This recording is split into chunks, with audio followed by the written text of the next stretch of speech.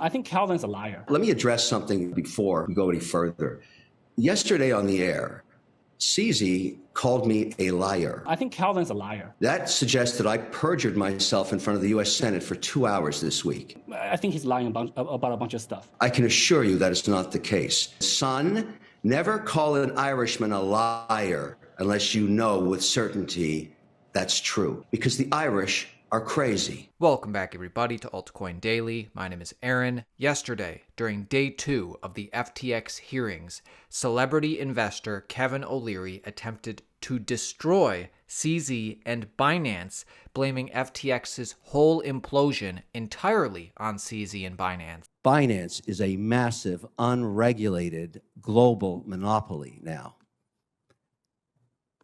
They put FTX out of business. This argument seemed misplaced at the time and still today, because surely the cause of the FTX collapse was SBF stealing and commingling of customer funds, was the wire fraud, was the overall fraudulent business practices practiced by FTX.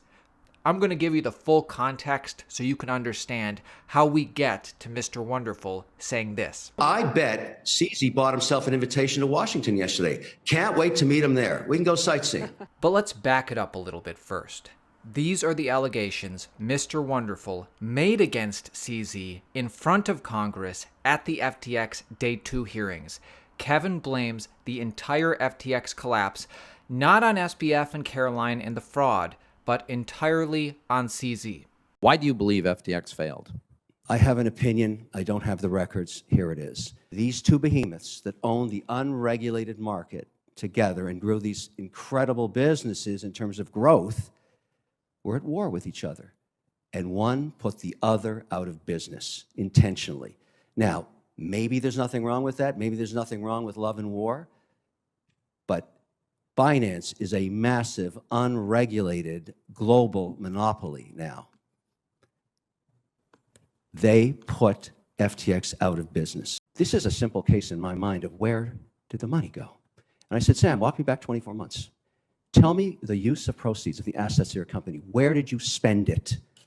And then he told me about a transaction that occurred over the last 24 months, the repurchase of his shares from Binance, his competitor. I didn't know this at the time, but at some point, CZ or Binance, who runs Binance, purchased 20% ownership in Sam Bankman-Fried's firm for seed stock. And then, over time, and I asked him, what would compel you to spend $2 billion was the number he was giving me at that time. Later, in a subsequent conversation, about 24 hours later, he told me it could have been as much as $3 billion to buy back the shares from CZ.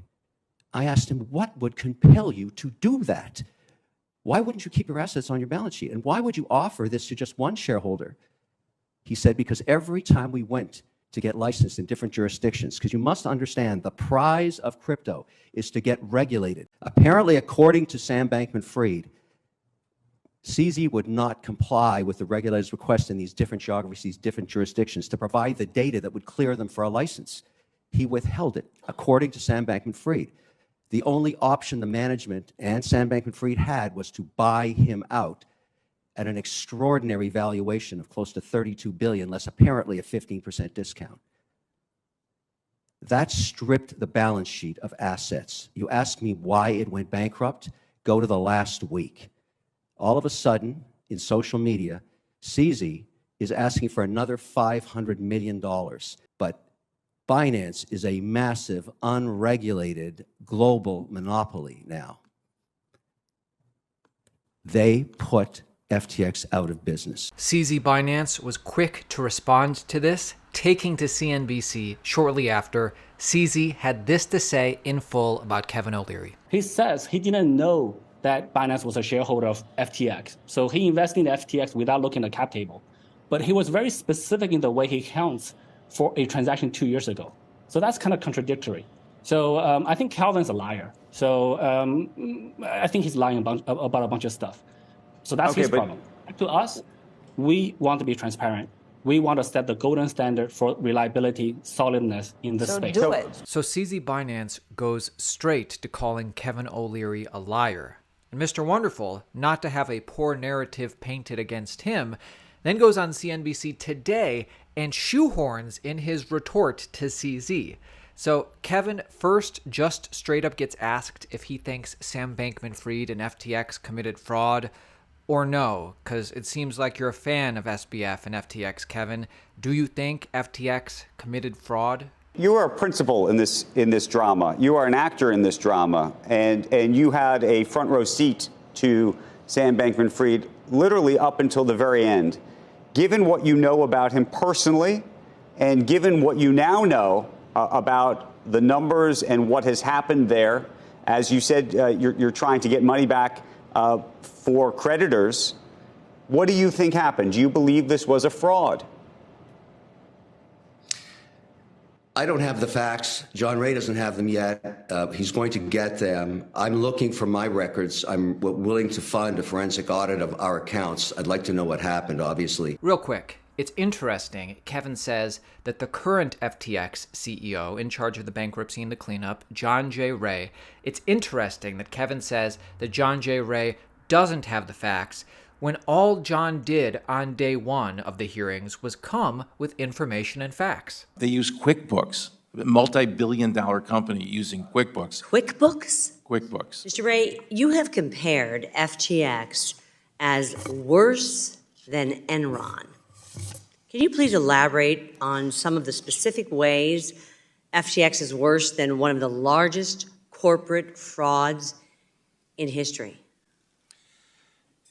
The FTX group is unusual in the sense that, I've done probably a dozen large, scale bankruptcies over my career, including Enron, of course.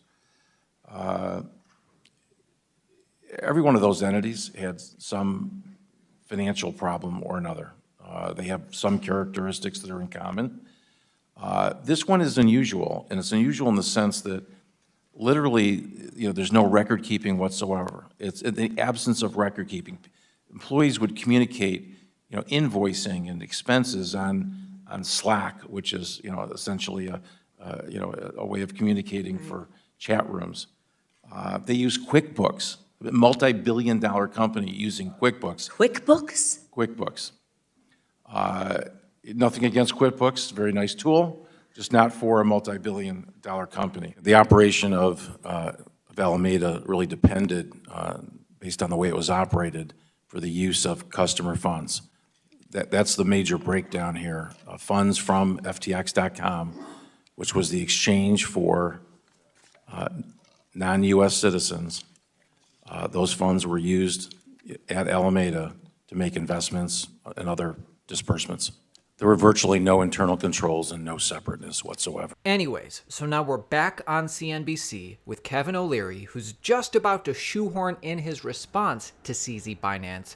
Make sure you subscribe to our channel. This is a developing story. We'll alert you as soon as CZ Binance responds again to Kevin. So subscribe. Make sure you have notifications turned on. Turning on notifications will alert you immediately when we post our videos, and you can comment immediately, and then your comment will have a greater chance of floating to the top if it's a good comment. So turn on notifications. Anyways, here is Kevin O'Leary today telling CZ, never call an Irishman a liar. I'll see you in Washington so we can go sightseeing. I did speak with him prior to him going to jail because I'm just after the facts of where the cash was. Now, let me address something before we go any further. Yesterday on the air, CZ called me a liar. That suggests that I perjured myself in front of the U.S. Senate for 2 hours this week. I can assure you that is not the case. Another little parable here you should understand. When I was young, my birth father, who's Irish, put me on his knee, and every Irishman will know this, and he said, son, never call an Irishman a liar unless you know with certainty that's true. And I said, why is that, Dad? He said, because the Irish are crazy. Now, I don't know what it meant back then, but I got to tell you, I'm not happy about that. So at the end of the day, I have no ill will to this guy. But he's part of the story, too. And you found out yesterday, you did a little work with Squawk Box. We talked about it either being $2 billion or $3 billion, that transaction. That's the largest transaction, I think, of anything in there regarding the balance sheet in recent 24-month period. And he confirmed it was $2.1 billion. And then he confirmed that he still had $550 million, $500 million of FTT tokens. Now, At some point, we're going to look at that week of November 6th, and you ask anybody, why was Sam Bankman-Fried or the whole company FTX forced into bankruptcy? It was jamming down that last $500 million that gave them no option. Now, is that the fatal stroke or blow to get rid of your global competitor? I say yes. And I'll tell you something else. Right after that interview, I got a phone call, or actually it was a text, from a lobbyist in Washington saying, don't go anywhere, you're coming back. So I bet CZ bought himself an invitation to Washington yesterday. Can't wait to meet him there. We can go sightseeing.